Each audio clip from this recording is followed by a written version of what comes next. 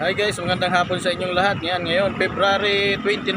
Yan, update tayo dito sa New York, Cubao kasi may magandang i-update tayo ngayon tungkol sa pamasahe. Ayan, nagbawas po ng pamasahe.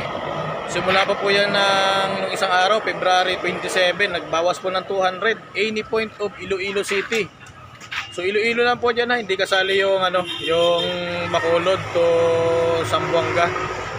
So ay, kung baka sabihin nyo, list din yung Bacolod Zamboanga. Iloilo lang po, inuulit ko, Iloilo lang ang may bawas.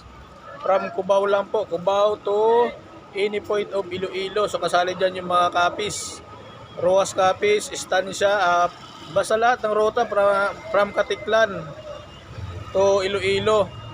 Yan, less 200 po, less 200 na. So kung magpapabook kayo bukas o sasakay kayo bukas, yan, 2,600 na lang pamasahe pa Iloilo. Yan. Yung Kalibo 2,300 na lang. Simula po yan simula pa po yan no February 27. So 29 na ngayon, so dalawang araw na.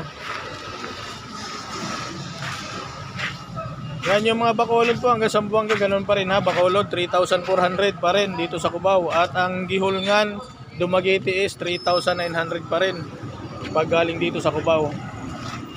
Yan, dito po ito sa Ceres Transport, New York, Cubao. Yan, nagbawas po ang pamasahe ng 200 pesos. So maganda din, malaki-laking save din nyo para makatipid-tipid yung mga commuter natin. So ayan, so gusto nyo pang bumiyahe, ayan, samantalahin nyo na. Habang mura pa pamasahe, nagmura na ng 200. Ayan, maraming salamat po. Sana nabigyan ko kayo ng update.